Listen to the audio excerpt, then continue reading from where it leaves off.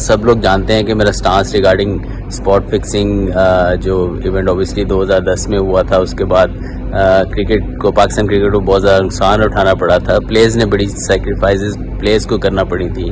مسئلہ یہ ہے کہ دوبارہ نیشنل ٹیم کا کلر لینا مناسب نہیں ہوتا، نہ ہونا چاہیے، کیونکہ آپ موقع دے رہے ہیں ایک پلیئر کو.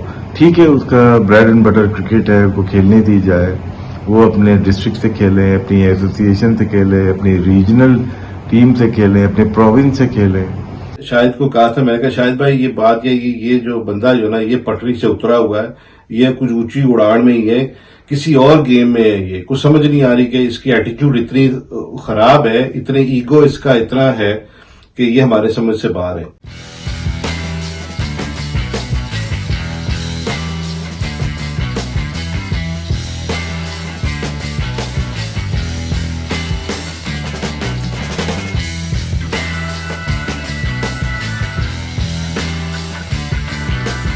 میں ہوں عبدالرشید شکور اور آپ دیکھ رہے ہیں میرا یوٹیوب چینل سیکنڈ اننگز. آج 26 اگست ہے. یہ تاریخ ایک ایسے واقعے کی یاد دلاتی ہے جس نے نہ صرف پاکستان کی کرکٹ بلکہ پوری دنیا کی کرکٹ کو ہلا دیا تھا.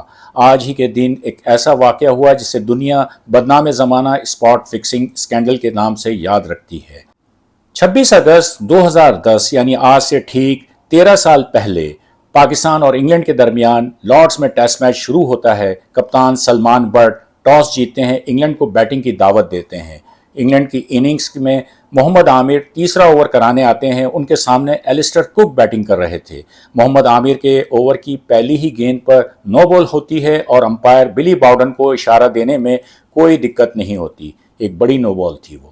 اس کے بعد محمد آصف آتے ہیں. اننگز کا 10واں اوور، چھٹی گیند ان کے سامنے کپتان اینڈریو اسٹراؤس ہیں اور وہ گیند بھی نو بال ہوتی ہے. امپائر ٹونی ہل اس کے اشارہ دیتے ہیں نو بال کا، اور یہ اس طرح پہلا دن کا جو کھیل تھا اس میں یہ 2 نو بال ہوئیں.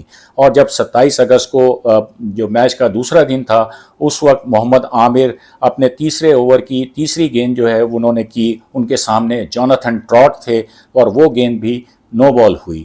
تو بظاہر یہ 2 دن میں 3 نو بالز جو تھیں وہ کھیل کا ایک حصہ معلوم ہوئی، لیکن جو اسکائی ٹی وی پہ جو کامنٹری کر رہے تھے مائیکل ہولڈنگ اور ایئن بوتھم، وہ حیران رہ گئے تھے. اور ان کی کامنٹری کے دوران یہ آواز سنی گئی، ایئن بوتھم کی آواز آئی کہ یہ نیٹ میں کی جانے والی بالنگ معلوم ہوتی ہے. اور پھر اگلے دن یعنی 28 اگست کو ایک طوفان برپا ہوا.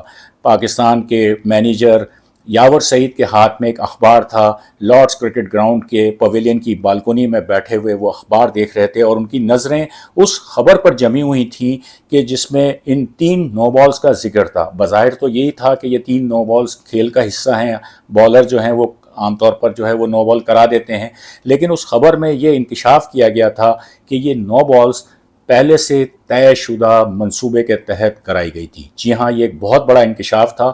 اور اس کی جو بنیاد کہہ لیں یا جو اس کی جو خبر کی جو اصل وہ چیز تھی وہ یہ تھی کہ نیوز آف دا ورلڈ جو انگلینڈ کا ایک اخبار تھا جو اب بند ہو چکا ہے، ٹیبلوئڈ اخبار، اس میں یہ انکشاف ہوا تھا. اس کے انڈر کور جو رپورٹر تھے مظہر محمود، انہوں نے ایک بکی یا میچ فکسر کے طور پر اس کا جو انہوں نے روپ دھارا اور پاکستانی جو کرکٹرز تھے ان کے جو ایجنٹ کے طور پر کام کرنے والے مظہر مجید سے ملاقات کی تھی. لندن کے ایک ہوٹل کے کمرے میں یہ کہنا چاہیے کہ ان 3 نو بالز کا جو تانے بانے تھے وہ اسی کمرے میں بنے گئے تھے. اور وہ ایک تصویر بھی جو ہے وہ بہت ہی مشہور ہوئی، ٹائٹل پہ آئی نیوز آف دا ورلڈ پہ، جس میں ہم دیکھ سکتے تھے، بلکہ وہ ریکارڈنگ تھی چونکہ وہ ایک اسٹنگ آپریشن تھا. تو مظہر محمود جو تھے وہ میچ فکسر یا کہہ لیں بکی کے روپ میں مظہر مجید سے بات کر رہے تھے اور مظہر مجید جو ہے وہ ان کو بتا رہے تھے اور ان کے سامنے تقریباً کہنا چاہیے کہ 1.5 لاکھ نشان زدہ نوٹ تھے پاؤنڈ اسٹرلنگ، اور وہ سجائے ہوئے تھے انہوں نے. اور وہ مظہر محمود کو اس انڈر کور رپورٹر کو بتا رہے تھے کہ محمد آصف اور محمد عامر جو ہیں وہ ان کے منصوبے کے تحت بالنگ کریں گے. اور واقعی پھر وہی ہوا. دنیا نے دیکھا کہ جن جن گیندوں کی انہوں نے نشاندہی کی تھی انہی گیندوں پر وہ نو بالز ہوئی تھیں. پاکستان کے ان تینوں کرکٹرز یعنی سلمان بٹ، मोहम्मद आमिर और मोहम्मद आसिफ के मज़हर मजीद से जो रवाबित थे, उनके जो ताल्लुकात थे, वो अचानक ही कायम नहीं हुए थे, बल्कि ये सिलसिला काफ़ी अरसे पहले शुरू हो चुका था। और दुनिया को सिर्फ ये मालूम था कि मज़हर मजीद जो हैं और उनके एक भाई थे अज़हर मजीद, वो दोनों एजेंट हैं, खिलाड़ियों के एजेंट हैं, उनके कॉन्ट्रैक्ट करवाते हैं और ये सारी चीज़ें रहती हैं। लेकिन पसे पर्दा जो मुहर्रिकात थे वो दुनिया के सामने बाद में आश्कार हुए, और ये जो ताल्लुकात थे और ये जो सिलसिला था इन तीनों खिलाड़ियों का मज़हर मजीद के साथ, वो अचानक ही कायम नहीं हुआ, बल्कि जैसे मैंने बताया कि बहुत पहले से कुछ पहले के जो टूर्स थे उसमें भी इनके जो रवाबित जो है वो सामने आए थे। और जब इंग्लैंड के दौरे पर पाकिस्तानी टीम थी तो उस दौरे की जो कवरेज के लिए वहाँ पाकिस्तानी सहाफ़ी अब्दुल माजिद भट्टी वहाँ मौजूद थे, वो भी इन चीज़ों को महसूस कर रहे थे। उन्होंने भी कुछ एक्टिविटीज़ ऐसी थी जिनको उन्होंने महसूस किया, फिर उनकी जो सोर्स थी उन्होंने इनको कुछ चीज़ें बताईं। और माजिद भट्टी ने लॉर्ड्स टेस्ट से बहुत पहले जुलाई में उन्होंने एक ख़बर दी अपने अखबार में, जो शह सुर्खियों के साथ शाया हुई, और उसने एक कहना चाहिए कि एक तूफ़ान बर्पा कर दिया और सबकी आंखें खुली कि ये क्या माजरा है। और जब ये धमाका हुआ, स्पॉट फिक्सिंग स्कैंडल सामने आया, तो फिर पता चला कि हकीकत ये थी। मैंने देखा कि पाकिस्तान क्रिकेट टीम का जो ड्रेसिंग रूम था वो बिल्कुल प्रेस बॉक्स की लिफ्ट जहां ख़त्म होती थी, सामने ही ड्रेसिंग रूम का दरवाज़ा था, वहाँ एक ऐसे अननोन साहब खड़े हुए थे जिससे हर शख्स आकर मिल रहा था। तो मेरे लिए ये तशवीश की बाइस थी कि पाकिस्तान की पूरी टीम बस में जाने से पहले उस शख्स से मिल रही थी। जब मैंने जानने की कोशिश की कि ये कौन साहब हैं जिससे हर खिलाड़ी आकर मिल रहा है, तो बताया गया कि ये पाकिस्तानी प्लेयर्स के एजेंट हैं अज़हर मजीद। खैर टेस्ट सीरीज़ ख़त्म हुई, वो चूँकि लंच से पहले टेस्ट मैच ख़त्म हो गया था, तो हम भी लीड से लंदन आए और अगले दिन फिर हमारी फ़्लाइट थी कराची के लिए। तो ऐसे में मुझे एक मेरी सोर्स ने फ़ोन किया। उन्होंने कहा कि देखें, पाकिस्तान क्रिकेट टीम के इर्द गिर्द इस वक्त मशकूक लोग जो है वो घेरा तंग किए हुए हैं। अगर इन प्लेयर्स पर काबू ना पाया गया तो हो सकता है कि बहुत जल्द कोई बड़ा धमाका हो जाए। तो मैंने उसी बुनियाद पर 27 जुलाई को रोज़नामा जंग में ये ख़बर छपी कि पाकिस्तान टीम के खिलाड़ियों के साथ मशकूक लोगों के रवाबित हैं।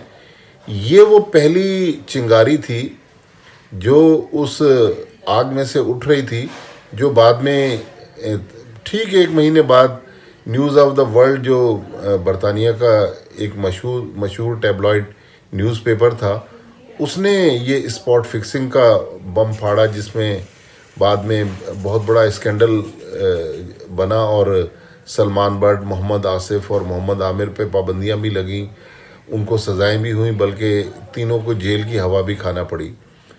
तो मैं जब वो ख़बर देने के बाद, मेरी शाम को फ़्लाइट थी, मैं जब सुबह कराची पहुंचा तो उस सुबह ये ख़बर अखबार में शाया हुई। ज़ाहिर है चहमगोइयाँ शुरू हो गई। मुझे याद है कि कामरान खान उस वक्त जियो टेलीविज़न पर थे। उन्होंने मेरे साथ 2 दिन में 2 प्रोग्राम किए इस खबर के हवाले से।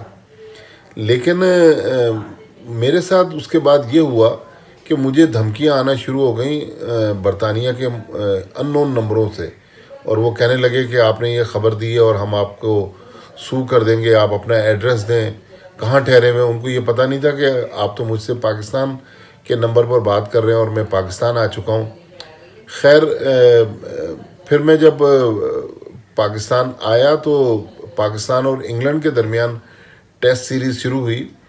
तो मैं जियो सुपर पर उस वक्त प्रोग्राम कर रहा था। मेरे साथ पाकिस्तान के साबिक कप्तान आमिर सोहेल बैठे हुए थे। तो आमिर सोहेल मुझे एक दिन कहने लगे कि आप देखिएगा कि आपको बहुत जल्द, बल्कि हो सकता है कि आज रात को एक बहुत बड़ी खबर मिलने वाली है। खैर रमज़ान का महीना था, अभी सहरी में टाइम था, मैं सो रहा था कि मेरा फ़ोन बजा। मैंने फ़ोन उठाया तो आमिर सोहेल फ़ोन पे थे। उसने कहा कि आप टीवी देख रहे हैं? मैंने कहा नहीं, मैं तो अभी सो रहा था, अभी टीवी खोल के देखता हूँ, कोई ख़ास बात? उन्होंने कहा कि मैंने जिस खबर का आपसे तज़किरा किया था وہ خبر اس وقت ٹیلی ویژن چینل پر چل رہی ہے، اور جیسے میں نے ٹی وی آن کیا تو وہ جو نیوز آف دی ورلڈ نے اسٹنگ آپریشن کیا تھا سلمان بٹ، محمد عامر اور محمد آصف کے خلاف، اس کے حوالے سے خبر چل رہی تھی. تو مجھے ایٹ لیسٹ یہ اعزاز حاصل ہوا کہ میں نے 1 مہینہ پہلے وہ خبر دی، لیکن ظاہر ہے نیوز آف دا ورلڈ کے پاس بہت بڑا بجٹ تھا، انہوں نے سوفسٹیکیٹڈ آپریشن کیا، اور اس آپریشن کے نتیجے میں پھر پاکستان کرکٹ پر وہ سیاہ دھبا لگا جو شاید پاکستان کی تاریخ کبھی اس کو مٹا نہیں سکے گی. اس اسپاٹ فکسنگ سکینڈل نے نہ صرف پاکستانی کرکٹ کو بہت زیادہ ڈیمیج کیا، بدنام کیا، بہت زیادہ اس سے نقصان پہنچا، لیکن اس کا ایک اور پہلو یہ تھا کہ پوری دنیا میں اور خاص طور پر برطانیہ میں جو مقیم پاکستانی تھے وہ ان کے لیے بہت پریشان کن صورتحال تھی. کھیلوں کا جو سامان بنانے والی کمپنی ہے اے جے اسپورٹس، اس کے علی انور جعفری، انہوں نے اس چیز کو بہت زیادہ محسوس کیا کہ اس وقت صورتحال کتنی تکلیف دہ تھی.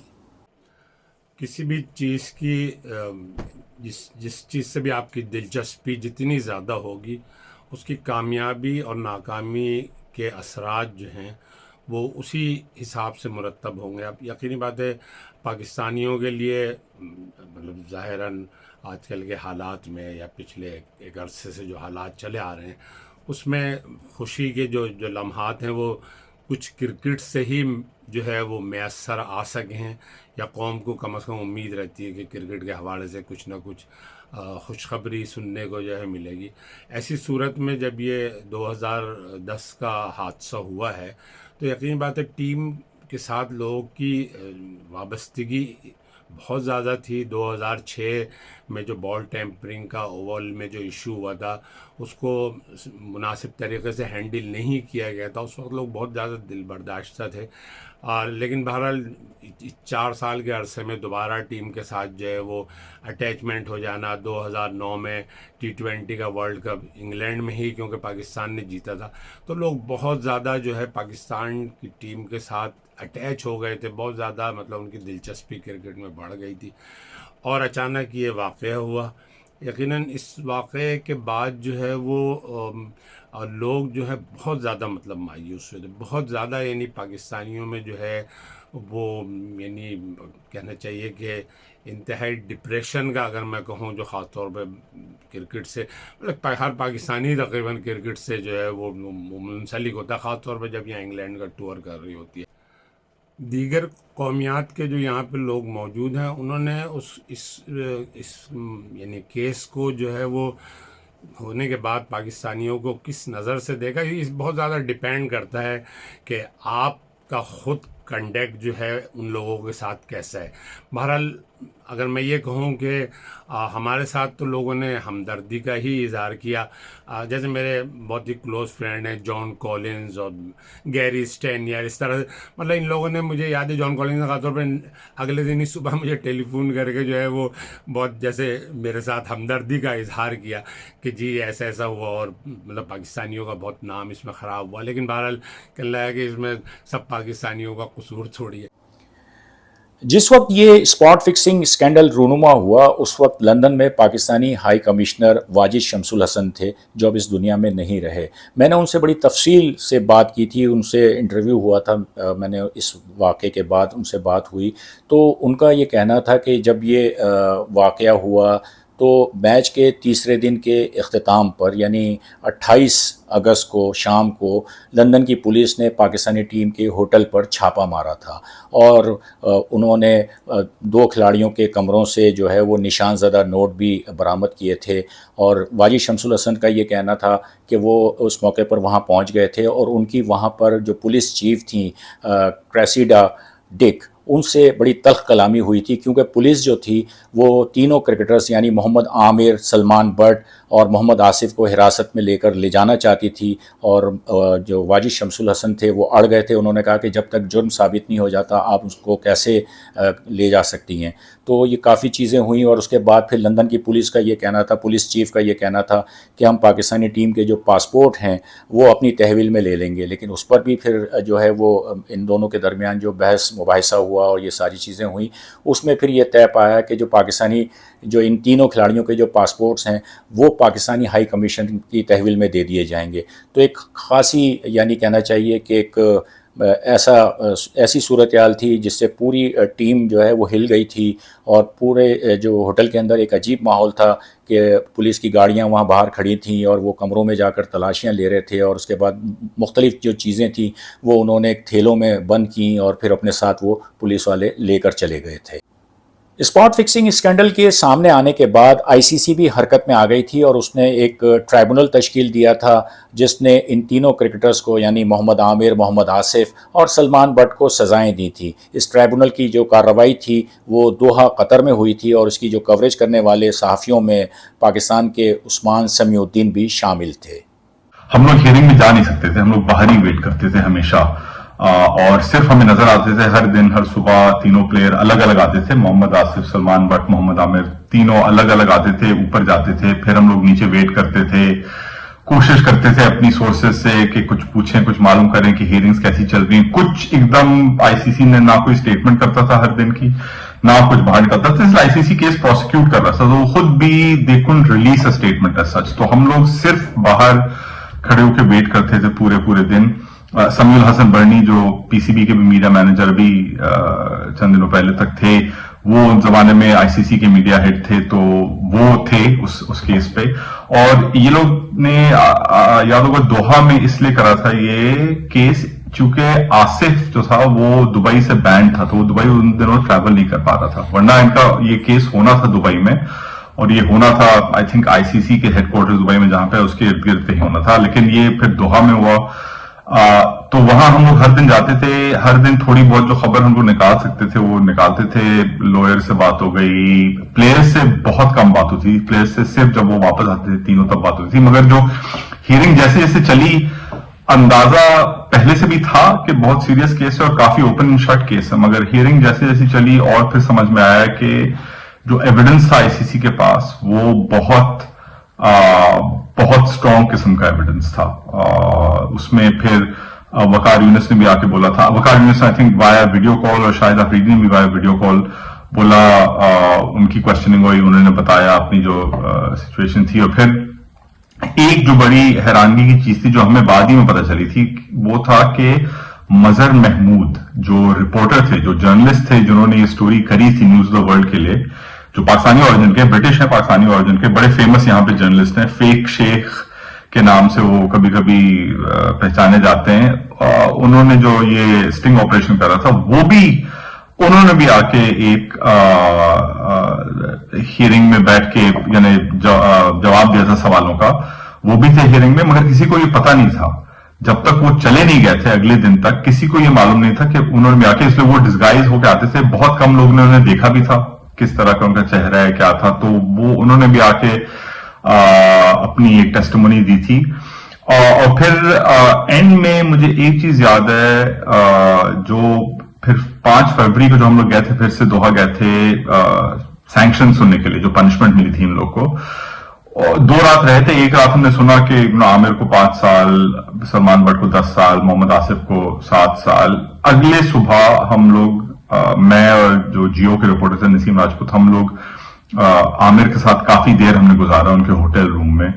اور اس وقت بھی لگا مجھے کہ انہیں شاید فل سمجھ نہیں آیا تھا ان کے ساتھ کیا ہوا ہے. آئی تھنک وہ سوچ رہے تھے کہ شاید میں ابھی بھی اپیل کر لوں، کچھ لڑائی کروں، کچھ فائٹ کروں، کچھ آرگیو کروں تو شاید پھر سے واپس آ سکیں وہ. مگر اس وقت انہیں آئی ڈونٹ تھنک اندازہ تھا سیریسنس کا جو ان کے ساتھ ہوا تھا. اوبیسلی سب کو بین لگے تھے تو آئی تھنک اس کو نہیں تھا. مگر ایک وہ تھا اس وقت یہ بھی دیکھا ہم نے کہ عامر واقعی میں کتنے جوان، کتنے چھوٹے تھے عمر میں. وہ جو ایکسپیرینس ایک ہوتا ہے بندے کا وہ ان پہ نظر نہیں آیا. وہ اوبیسلی ینگ تھے، 18 سال کے تھے، 19 سال کے تھے. تو آئی تھنک وہ ایک چیز بہت اسٹینڈ آؤٹ کری تھی جو ہم نے وہ ایک صبح گزاری تھی محمد عامر کے ساتھ. وہ تھوڑے سے آف کورس موڈ میں ڈاؤن بھی تھے، مگر پھر نارملی بات بھی کر رہے تھے. ہم سے بالی ووڈ کی باتیں کری، بچوں کی باتیں کری. تو ان کا موڈ اوپر نیچے ہو رہا تھا، مگر اسے یہ لگ رہا تھا کہ انہیں شاید اس وقت فل امپیکٹ سمجھ نہیں آیا ہوگا کہ ان کے ساتھ ہوا کیا ہے. बात सिर्फ आईसीसी के ट्राइब्यूनल की जानिब से इन खिलाड़ियों को दी जाने वाली पाबंदी की सज़ाओं तक ही महदूद नहीं रही थी, बल्कि लंदन की अदालत में भी ये मामला गया और फिर तीनों खिलाड़ियों को सज़ाएं हुई और उन्हें जेल की हवा खानी पड़ी थी। इस किताब में जो इस वक्त मेरे हाथ में है, ये इस किताब का नाम है द थिन वाइट लाइन, और ये इस किताब का जो मौजू है वो यही स्पॉट फिक्सिंग स्कैंडल है कि जिसमें पूरा जिक्र किया गया है इस स्पॉट फिक्सिंग स्कैंडल के बारे में। वाक़यात हैं, इसमें एक वाक़या ये भी है कि पाकिस्तानी कम्युनिटी के एक साहब हैं दिलावर चौधरी जो लंदन में रहते हैं, उन्होंने लंदन की जेल में मोहम्मद आसिफ से मुलाकात की। इत्तफाकन वो मुलाकात हुई थी, तो दिलावर चौधरी ने उस मुलाकात में क्या कुछ देखा, इनकी जो सजाएं इनको मिली, तो मैं चूंकि एक हमारी एक ओहदा है हमारे पास, इसमें कोऑपरेट सोशल रिस्पॉन्सिबिलिटी कहा जाता है। जो कैदी जो होते हैं, हर किस्म के कैदी जहाँ पे जो से भी वेस्ट लंदन की प्रिजन्स में होते हैं, तो वहाँ पे हमने मिठाइयाँ वगैरह देते हैं उन्हें, यानी कि ईद के त्यौहार पे किताबें देते हैं, जैसे कि दुआएं कोई किताबें होती हैं, तस्बीह होती है, जानमाज़ी होती हैं, और किसी को अगर किसी चीज की जरूरत है किसी कैदी को, तो चूंकि जो प्रिजन सर्विस जो है उनके पास इतना वो बजट नहीं है, मगर हमारे जैसे इदारों से, जैसे हमारा टीकेसी के ग्रुप की तरफ से हम उनको किताब वगैरह वो पेश कर देते हैं। इत्तफाक की बात है, ईद का दिन था, अगला दिन ईद का था, तो वांसवर्थ प्रिजन में मैं गया हूं और करीब 400 पैकेजेस हम लेकर गए थे 400 लोगों के लिए, और उसमें से यही किताबें, ये तस्बीहें, ये चीजें और मिठाइयाँ गालबन उसमें थी। इमाम साहब ने कहा, जो चैपलिन जो थे, उन्होंने कहा था जी आपके दोस्त यहाँ पे हैं। मैंने समझा नहीं था कि भी कहते सलमान भट्ट भी इसी हमारी कैद में है और मोहम्मद आसिफ भी है यहाँ पर, तो क्या मिलना चाहेंगे? मैं कहा जी आप उनसे इजाजत लें, मैं तो मिलने के लिए तैयार हूं। तो सलमान भट्ट तो खैर नहीं आया, तो वो कुछ शर्मिंदगी की वजह से कह लें या जो भी उसकी वजूहत थी, वो नहीं आया। फिर मुझे विजिटिंग सेंटर पे ले गए, तो मोहम्मद आसिफ जो थे वो आए, और एक वो ट्रैक सूट सा ग्रे रंग का ट्रैक सूट पहना हुआ था, एक वो बच्चों वाला बिब होता है, वो पीले रंग का एक बिब था ऊपर से, ताकि आपके कपड़े खराब ना हो। तो वो आए, तो यानी ये फिर मेरी उनसे मुलाकात हुई, मुझसे बातचीत हुई, तो मैंने उन्हें जनरली तौर पे उन्होंने फिर यही कहा जी कि मैं तो बिल्कुल जी बेकसूर हूं, मैं तो यहाँ पे पता नहीं किस हिसाब से मैं यहाँ फंस चुका हूं। तो मैंने भी फिर जाहिर सी बात है कि मैंने कहा ये इतने बड़े बड़े कैद खाने जो हैं, ये विक्टोरियन प्रिजन इतने बड़े बड़े कैद खाने हैं, ये कैदियों के लिए बनाए गए हैं, और बाकायदा तौर पे आपका उन्होंने पूरा आपने चेक किया है, उन्होंने देखा है, पूरा केस हुआ है, तो यानी बेकसूर तो मैं अभी तक आज तक नहीं कि किसी मैंने ये मुजरिम को मिला जो बेकसूर हो रहा हो या कि जेलों में कैद में हो और बेकसूर भी हो। पाकिस्तान हाई कमिश्नर के रेजिडेंस में वाजिद शमसल हसन साहब के घर में हमने एक तकरीब रखी थी, जहां पे पाकिस्तान क्रिकेट टीम जो थी और डिस्टिंग्विश गेस्ट, उनकी फैमिलीज, और जितने हमारे पाकिस्तान क्रिकेट बोर्ड में ओहदेदार थे और हाई कमिश्नर के बड़े अफसर जो थे वो डिनर पे आए हुए थे, उसका तमाम बंदोबस्त मैंने किया हुआ था।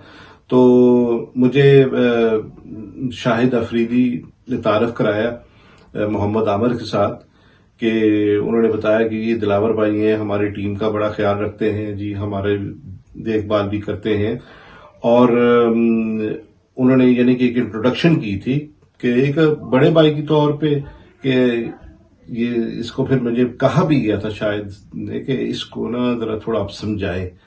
तो जब आमिर आया तो उसने मुझे कहा कि जी अंकल जी बताएं जी अंकल जी, यानी कि इस अंकल जी वाले सीन में मुझे काफी बुरा लगा कि भाई ये बंदा जो है सीरियसली नहीं ले रहा, और इस यानी कि एक उसकी बॉडी लैंग्वेज, इस किस्म की उसकी बॉडी लैंग्वेज थी कि जैसे ये बात एक मजाक में ये समझा हुआ था, यानी कि एक मजाक जैसे कि बड़ी लाइट हार्टेड तौर पे वो इसने ये नुक्ता लिया था। तो मैंने फिर अपना यानी कराहे मैंने शाहिद को कहा था, मैंने कहा शाहिद भाई ये बात ये जो बंदा जो ना ये पटरी से उतरा हुआ है, ये कुछ ऊंची उड़ान में ही है, किसी और गेम में है, ये कुछ समझ नहीं आ रही कि इसकी एटीट्यूड इतनी खराब है, इतने ईगो इसका इतना है کہ یہ ہمارے سمجھ سے باہر ہے.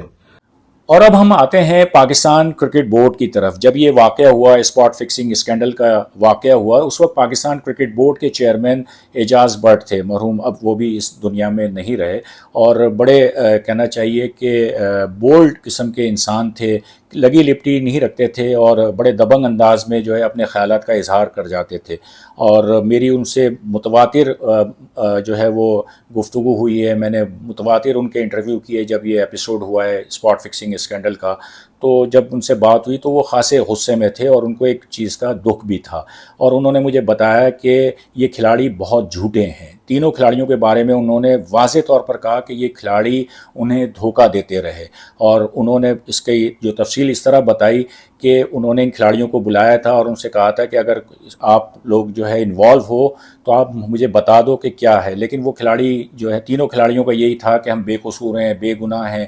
لیکن اعجاز بٹ نے مجھے بتایا کہ جب ان کو سزائیں ہوئی ہیں، اس کے بعد جب ICC ٹرائبونل نے ان پر پابندیاں لگائی ہیں، اس کے بعد بھی وہ مظہر مجید سے رابطے میں تھے، اور انہوں نے پورے عدد و شمار جو ہے وہ مجھے بتائے تھے جو ان کو ICC کے حکام، اینٹی کرپشن یونٹ اور دیگر ذرائع سے جو ملے تھے، جو ڈیٹا تھا کہ جس میں کس کھلاڑی نے مظہر مجید سے کتنی مرتبہ جو ہے وہ ٹیکسٹ میسیج، کال اور دوسرے طریقے سے جو ہے رابطہ کیا ہو. تو اعجاز بٹ صاحب کا یہی کہنا تھا کہ یہ کھلاڑی جو ہیں انہوں نے ان کو دھوکے میں رکھا اور انہوں نے ملک کا نام بدنام کیا. ICC ٹرائبونل کی جانب سے پابندیوں کی جو سزا کی جو مدت تھی وہ ختم ہوئی. لندن کی جو عدالت نے ان کو سزا دی تھی، وہ جیل کی جو سزائیں تھیں وہ ختم ہوئیں. اس کے بعد یہ تینوں کھلاڑی جو ہیں وہ واپس آ گئے. فرسٹ کلاس کرکٹ میں یہ تینوں واپس آئے، لیکن محمد عامر خوش قسمت تھے کہ پاکستان کرکٹ بورڈ جو ہے ان کو فاسٹ ٹریک کے ذریعے دوبارہ انٹرنیشنل کرکٹ میں لانا چاہتا تھا. ان کا خیال تھا کہ محمد عامر ینگ ہیں، نوجوان ہیں، دوبارہ وہ پاکستان کے لیے کھیل سکتے ہیں. لہٰذا پاکستان کرکٹ بورڈ نے کوششیں کر کے محمد عامر کو جو ہے وہ دوبارہ انٹرنیشنل کرکٹ میں لانے کی جو کوششیں کی وہ کامیاب رہیں. محمد عامر واپس آئے انٹرنیشنل کرکٹ میں، اور انہوں نے جس طرح سب کو پتہ ہے کہ چیمپئنز ٹرافی میں پاکستان کی طرف سے پرفارمنس دی. فائنل میں ان کا جو اسپیل تھا وہ بڑا زبردست تھا، لیکن آہستہ آہستہ ان کی جو چمک تھی وہ مان پڑتی گئی. مختلف جو ہے وہ سوشل میڈیا پر وہ مطلب اپنے ہی جو ساتھی ہیں ان کے ساتھ وہ الجھتے ہوئے نظر آئے، اور یہ ساری چیزیں رہیں، اور آہستہ آہستہ جو ہے وہ ٹیم سے وہ باہر ہو گئے. اب ان کے بارے میں اطلاع یہ ہے کہ ان کو اب برطانوی جو شہریت ہے وہ مل رہی ہے. ان کا یہ خواب ہے کہ وہ برطانیہ کی نمائندگی کریں، IPL میں جا کے کھیلیں. تو گڈ لک ٹو ہم.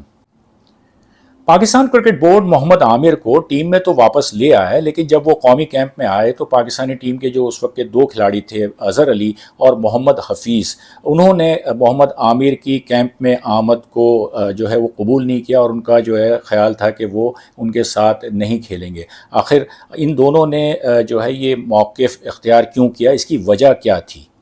سب لوگ جانتے ہیں کہ میرا سٹانس ریگارڈنگ اسپاٹ فکسنگ جو ایونٹ اوبیسلی 2010 میں ہوا تھا، اس کے بعد کرکٹ کو، پاکستان کرکٹ کو بہت زیادہ نقصان اٹھانا پڑا تھا. پلیئرز نے بڑی سیکریفائزز پلیئرز کو کرنا پڑی تھی. کافی ساری چیزیں جو ہیں وہ سننے کو ملتی تھیں. ہم جب بھی کئی نئی جگہ جاتے تھے یا اسپیشلی ریسٹورینٹس وغیرہ میں بھی سم ٹائم بیٹھے ہوتے تھے تو بڑی چیزیں فیس کرنے کو ملیں، بڑی پابندیاں ہمارے اوپر لگائی گئیں. اس کے بعد تو کافی کرکٹ کو بھی نقصان پہنچا، اور ایک ایز اے ٹیم ہمیں گرو کرنے کا بھی اس طریقے سے موقع نہیں ملا. ایز اے انڈیویجول ہم اس طرح گرو نہیں کر سکے اس ایونٹ کے بعد. لیکن بسائڈ دیٹ آئی تھنک جب وہ سزاؤں سے واپس آ رہے تھے تو آئی تھنک ایک کلیئر سٹانس تھا کہ ان پلیئرز کو دوبارہ سے نیشنل کلرز پہننے کا موقع نہیں ملنا چاہیے. جو غلطیاں ان سے ہوئیں اوبیسلی ان کو دوسرا موقع ضرور ملے، لیکن نیشنل کلرز ان کو دوبارہ نہ پہنائے جائیں، تاکہ ایک ایگزامپل سیٹ کی جائے، تاکہ جو آنے والی جنریشن ہے ہماری، یہ آنے والے کرکٹرز ہیں، وہ اس چیز سے جو ہے وہ سیکھ سکیں، اور جو larger benefit of the country ہے اس کو آگے رکھا جائے. آئی نو کہ سم پلیئر ریگارڈلیس کہ پلیئر کتنا ٹیلنٹڈ ہے یا نہیں ہے، آئی تھنک کہ وہ اس چیز کو سائڈ پہ رکھتے ہوئے آئی تھنک پاکستان کے لیے یا کنٹری کے لیے آئی تھنک سوچنا چاہیے. بہرحال اوبیسلی دا ایونٹس ہم نے اپنا پروٹیسٹ بھی ریکارڈ کرایا، میں نے اور حفیظ بھائی نے بھی، تو آئی تھنک کہ وہ ہم نے ریکارڈ کرا دیا. لیکن اس کے بعد اوبیسلی کسی پلیئر کے ساتھ ہماری کوئی پرسنل ایشو نہیں ہے، نہ میرا کوئی ہے. آئی تھنک کہ ہماری ہمیشہ سے کوشش رہی ہے کہ پلیئرز کو ہم اسی طرح سپورٹ کریں، لیکن سٹانس وہی ہے، ہمیشہ رہے گا کہ جو اس طرح کی ایکٹیویٹی میں کوئی بھی پلیئر انوالو رہے اس کو دوبارہ سے پاکستان کرکٹ ٹیم میں شامل کرنا، آئی تھنک وہ اور پلیئرز کے ساتھ بھی جسٹس نہیں ہے، لیکن اب یہ چیزیں ہو چکی ہیں، لیکن ہمیں کہیں نہ کہیں جا کے یہ سیکھنا ہے اور اس چیز پہ ہمیں عمل درآمد کرنا پڑے گا تاکہ ہم اس چیز کو پرماننٹلی ایلیمینیٹ کر سکیں کرکٹ سے۔ محمد عامر کی پاکستانی ٹیم میں واپسی اور انٹرنیشنل کرکٹ میں دوبارہ آمد، ان کا انٹرنیشنل کرکٹ دوبارہ کھیلنا، اس نے کئی سوالات کو جنم دیا۔ خاص طور پر یہ سوال بہت نمایاں طور پر جو ہے وہ سامنے آیا کہ کوئی کھلاڑی اگر کرپشن میں مبتلا ہونے کے بعد کیا وہ دوبارہ اپنے ملک کی نمائندگی کر سکتا ہے، اسے یہ استحقاق حاصل ہے کہ وہ دوبارہ اپنے ملک کی نمائندگی حاصل کرے۔ پاکستان کے جو سابق کپتان ہیں راشد لطیف، وہ اس بارے میں بہت واضح موقف رکھتے ہیں۔ مسئلہ یہ ہے کہ دوبارہ نیشنل ٹیم کا کلر لینا مناسب نہیں ہوتا، نہ ہونا چاہیے، کیونکہ آپ موقع دے رہے ہیں ایک پلیئر کو۔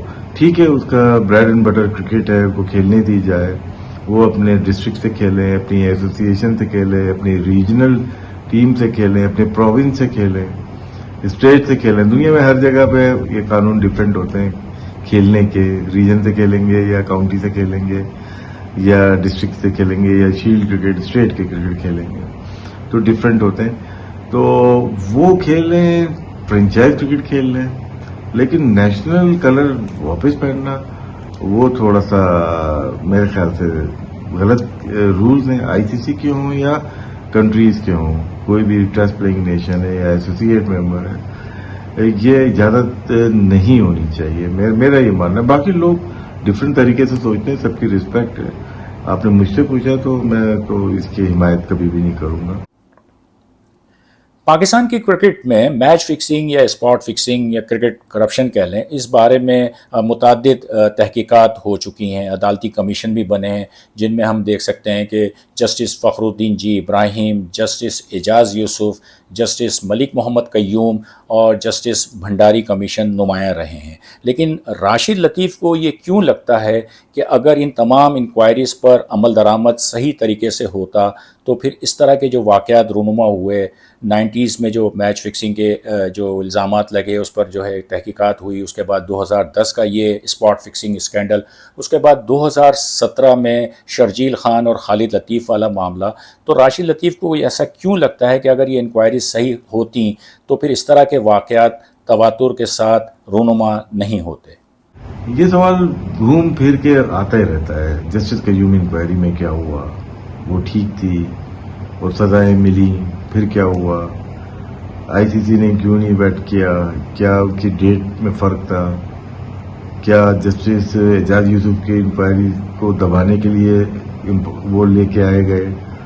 بہت ساری چیزیں اس انکوائری کے اندر ہی لکھی ہوئی ہے، جسٹس قیوم کمیشن میں لکھا ہوا ہے۔ سزائیں ہوئی نہیں ہوئی وہ الگ مسئلہ ہے، لیکن انکوائری کمیشن اچھا بنایا گیا، کوشش کی گئی، اس کو سمیٹنے کی کوشش کی، سمٹا نہیں، اور اس کے نقصانات آگے جا کے ہمیں معلوم چلے کہ اگر اس وقت سزائیں ٹائم پہ دی جاتی، 2 سال تو انکوائری چلی ہے نا، کمیشن بنا رہا اور اپنے مطلب کی چیزیں نکالتے رہے، بڑے بڑے لوگ انوالو تھے، اور ٹف ٹائم پاکستان کرکٹ پہ رہا اور آج تک چل رہا ہے، لیکن وہاں پہ سزائیں نہیں ہوئی، پراپرلی ایکسیپٹ کر لیا، کسی نے کیا کسی نے نہیں کیا، کیونکہ ان پہ جو فائن ہوا وہ ایکسیپٹ کر لیا، انہوں نے فائن ایکسیپٹ کر لیا، اس کا مطلب ہے سم تھنگ رانگ، تو وہ چیز ہوئی، اور وہ سزائیں ہو جاتی ہیں یا بورڈ سختی کرتا تو 2010 کا انسیڈنٹ نہیں ہوتا، 2010 کا انسیڈنٹ محمد عامر، سلمان یا آصف کا نہیں ہوتا تو 2016 کا بھی 17 کا بھی نہیں ہوتا، جہاں شرجیل خان اور خالد لطیف کا انسیڈنٹ ہوا ہے۔ تو یہ غلطیاں ہیں اور غلطی ماننی چاہیے، چاہے پاکستان کرکٹ بورڈ ہو یا آئی سی سی ہو۔ تو جناب، یہ تھا ہمارا آج کا خصوصی پروگرام اسپاٹ فکسنگ اسکینڈل کے بارے میں۔ آپ کی رائے کا انتظار رہے گا، اور اس کے ساتھ ساتھ یہی گزارش کہ اگر ابھی تک آپ نے میرے اس یوٹیوب چینل کو سبسکرائب نہیں کیا تو فوری طور پر سبسکرائب کریں، اور اس ویڈیو کو بھی آپ لائک کریں۔ شکریہ۔